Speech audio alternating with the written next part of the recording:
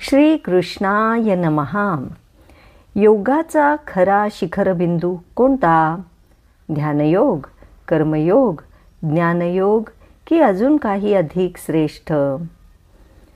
योगिनामपि सर्वेषां मद्गतेनान्तरात्मना श्रद्धावान् भजते यो मां स मे युक्ततमो मतः.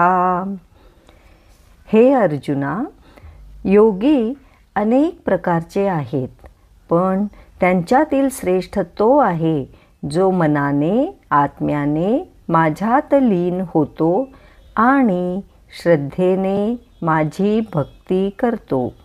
माझ्या दृष्टीने सर्वश्रेष्ठ योगी तोच आहे.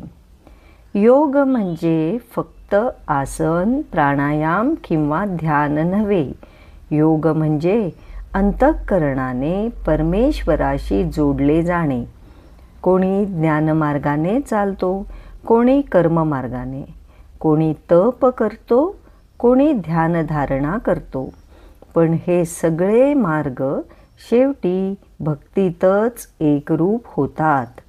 ज्ञान भक्तीतून तेजस्वी होते, कर्म भक्तीतून पवित्र होते, ध्यान भक्तीतून सजीव होते. म्हणून गीता सांगते, श्रद्धा आणि प्रेमाने केलेली भक्ती हीच खरी योगाची सर्वोच्च पायरी आहे. आपण कितीही पूजा केली, कितीही साधना केली, तरी जर श्रद्धा नसेल, भक्तिभाव नसेल, तर ती साधना कोरडी राहते. जीवनात खरा योगी तोच जो आपले मन, आपली कृती, आपला भाव सर्व परमेश्वराला अर्पण करतो. भक्तियोग हा योगाचा मुकुटमणी आहे. ज्ञान, ध्यान, तप सारे होती, भक्ती विना नाही फळ मिळती.